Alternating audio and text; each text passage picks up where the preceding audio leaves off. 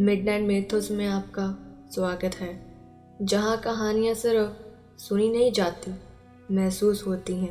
कुछ परिवार सिर्फ रिश्तों से नहीं, राह से जुड़े होते हैं। एक वंश जिसका हर सदस्य एक वचन निभाता है, बलिदान का।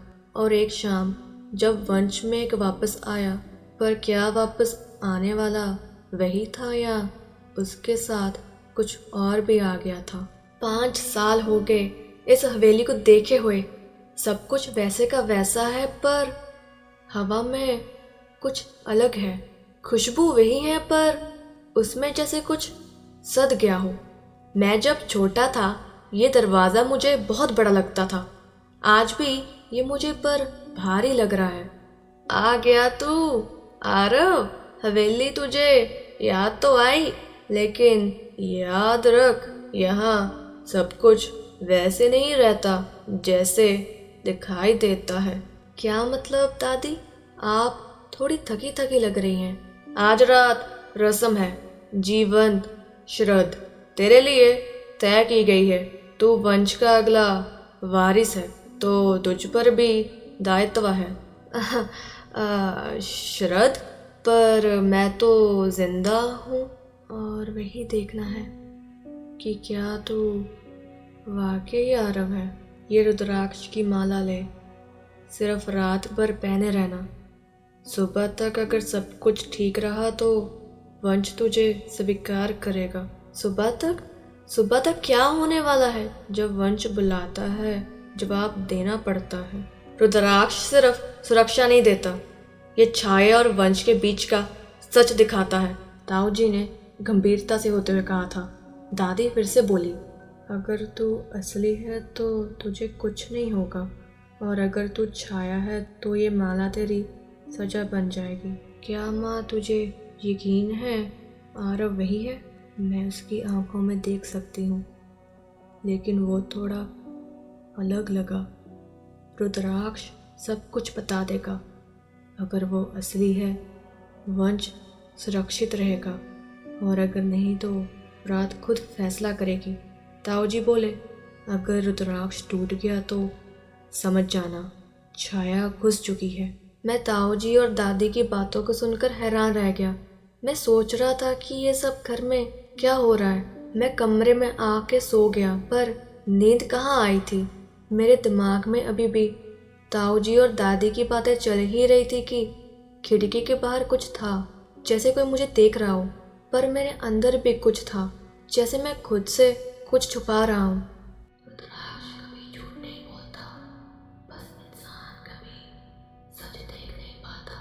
मेरे कानों में अभी भी दादी की फुसफुसाहटें गूंज रही थी, जैसे मेरे पास ही बैठकर मुझे कुछ बता रही हो। कमरे में मुझे घुटन हो रही थी और मुझे नींद भी नहीं आ रही थी। दरवाजे से लेकर हवेली के रास्ते तक हर कोना अजीब सा लग रहा था। मैं इधर उधर टहल रहा था, तभी मुझे एक अलमारी के पीछे एक पुरानी डायरी मिली, निशा की डायरी। हमारे परिवार में हर तीसरी पीढ़ी में एक रात की रस्म होती है, जिसे सब जीवन श्रद्धा कहते हैं, पर असल में ये एक परीक्षा होती है, ये जानने के लिए कि कौन छाया है और कौन वंश का असली वारिस। छाया असल में एक कुल राक्षस है, एक वंश से जुड़ा हुआ रखवाला, जो रखवाला कम और सजा ज़्यादा देता है। 3 पीढ़ियों पहले हमारे वंश के पूर्वजों ने एक राक्षस को बुलाया था। उनका मकसद था पैसे और ताकत लेना, क्योंकि उस समय पूरा वंश समाप्त होने की कगार पर था।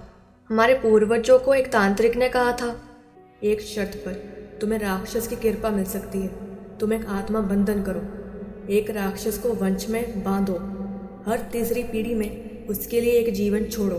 तुम्हारा पैसा, तुम्हारी ताकत कभी कम नहीं होगी। हमारे पूर्वज जब सफल हो गए राक्षस को बुलाने में, तो राक्षस से हमारे पूर्वजों ने वादा किया था। उन्होंने कहा था, हमें धन, नाम, समृद्धि और ताकत दे, हर तीसरी पीढ़ी में तुझे एक शरीर देंगे। राक्षस ने हाँ की, पर एक शर्त पे।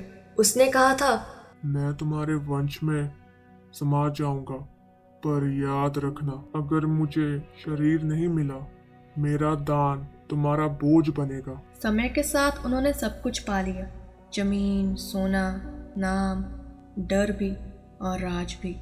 तब हमारे पूर्वजों ने सोचा अब हमें राक्षस की जरूरत नहीं है, अब हम भगवान बन चुके हैं। पर जब तीसरी पीढ़ी आई, एक लड़का पैदा हुआ। उसमें कुछ अलग था। उसकी आंखों में लाल रंग, उसकी जुबान से बिना सिखाए मंत्र निकलते थे। उस रात राक्षस उसमें समा गया। हमारे पूर्वजों ने सब कुछ पा लिया और फिर उन्होंने एक चाल चली। उन्होंने सोचा कि राक्षस को मिटाने के लिए गांव वालों को बीच में लाना पड़ेगा। उन्होंने गांव वालों को कहा, ये देखिए ये बच्चा हमारा नहीं हो सकता। ये इतना छोटा सा बच्चे की लाल आंखें और ये कुछ बड़बड़ा रहा है। देखिए, हम लोग आप सबके सामने हाथ जोड़ते हैं, हमारी मदद करें। ये बच्चा इंसान नहीं हो सकता। हमें जल्द ही कुछ करना होगा, वरना ये हम सबको मार डालेगा, हम सबको, पूरे गांव को तबाह कर देगा। गांव वालों ने भी उस बच्चे को देखा था और उन्होंने उनका साथ दिया। उन्होंने एक छोटे से बच्चे को जंजीर से बांध दिया। उसी जगह पर वो एक बच्चे की बलि दे देते हैं, ये सोचकर कि राक्षस को ऐसे मार डालेंगे। लेकिन वो एक ऐसी आत्मा थी जिसे वादे से बुलाया गया था और धोखे से जलाया गया था। ऐसी चीज़ों को ना मंत्र से मार सकते हैं, ना आग और ना तलवार से। शायद यही गलती हमारे पूर्वजों ने की थी, जो पीढ़ी दर पीढ़ी हम सब भुगत रहे हैं और पता नहीं कब तक भुगतेंगे। उस रात एक ही सदस्य के 7 लोग मरे और गांव में जो लोग उसी जगह पर मौजूद थे वो भी साथ में मरे। ये मेरी आखिरी डायरी है। अगर किसी ने ये पढ़ा तो प्लीज़ मत रुकना दादी और ताऊ जी के पास। वो वैसे नहीं है जैसे दिखते हैं।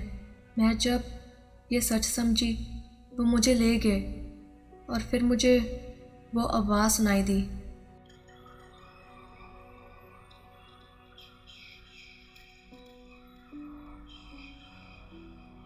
वो आवाज़ें, वो फुसफुसाहटें दादी की जा ताऊ जी की नहीं लग रही थी। इसके अगले पेज कहाँ है? अभी मैं अगला पेज ढूंढ ही रहा था कि मैंने पीछे से आवाज़ आती सुनी। ये आवाज़ें सुनकर मुझे कुछ समझ में नहीं आ रहा था, पर मैं चला जा रहा था जैसे मेरे पैर खुद पे खुद चल रहे हों, जैसे मेरी मर्जी नहीं थी, लेकिन मुझे फिर भी कोई लेके जा रहा था।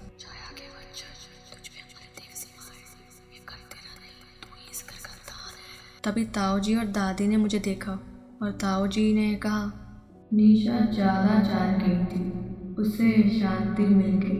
तेरा नंबर था आरव, पर तू बच गया, लेकिन अब नहीं। मेरी समझ में आ चुका था कि शुरू में ये रिचुअल रक्षा के लिए बना था, पर धीरे धीरे राक्षस की सेवा बन गया। मेरे परिवार वालों के दिमाग में डर इतना घुस गया कि वो राक्षस को भगवान मान बैठे।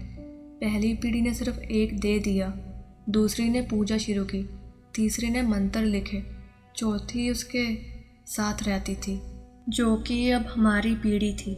ये असर जैसे नशा होता है। राक्षस अपनी छाया से मेरे घर वालों को धीरे धीरे दिखाता है ये सही है, और एक दिन वो सोच नहीं पाते, सिर्फ पूजा करते हैं। मुझे धीरे धीरे सब कुछ मालूम होने लग गया था। दादी को सपने आते थे, ताऊ जी बिना बताए रात के 3 बजे मंत्र बोलते थे, निशा अपने बालों को खुद काटने लग गई थी। 5 साल में इतना कुछ बदल गया था कि मैं सोचने पर मजबूर हो गया था कि मेरे पूर्वजों ने इतने पाप किए और हमें एक भनक तक नहीं हुई। लेकिन मुझे लगता है कि आज रात हम सबकी आखिरी रात है। निशा के बाद ये डायरी मैं लिख रहा हूँ कि अगर कोई पढ़े तो उसे मालूम हो जाए कि ये आत्महत्या नहीं थी। मैंने अपना रुद्राक्ष उतार दिया। दादी ने कहा, यह अब रक्षा का नहीं, दान का समय है। मुझे काले धागों से बांधा गया और सिंदूर लगाया गया। मेरे ऊपर कुछ छिड़का गया। दादी ने खून से अपने माथे को रंगा और मेरे माथे पर भी खून लगा दिया और कुछ बोलने लगी, तेरा नाम से वंश चलेगा, ये रुकेगा। और एक पिघली हुई लोहे की पिन मेरे सीने में चुभी। उस रात के बाद कोई भी नहीं बचा। राक्षस ने अब शरीर पा लिया। या तो तू राक्षस बन जा या तो उनके लिए मर जा। बलिदान के बाद कोई भी नहीं बचा। दादी ने घर के पिछले कुएं में जाकर छलांग लगा दी और ताऊ जी ने अपने आप को पीपल के पेड़ के पास जिंदा जला दिया। हमारे चेहरों पर शांति नहीं थी, पर खालीपन था। कहानी मैं नहीं सुना रहा, कहानी तुम पढ़ रहे हो। शायद ये डायरी मेरी थी या शायद ये घर ही लिखता है सब कुछ। सोचने की बात अब ये है कि आरव कब से छाया के बीच में था। वो रुद्राक्ष पहन रहा था पर उसने कभी ध्यान ही नहीं किया कि वो काम नहीं कर रहा। जब उसने रुद्राक्ष उतारा तो वो उसकी मर्जी से नहीं था, राक्षस ने उसके सोच में डाला था।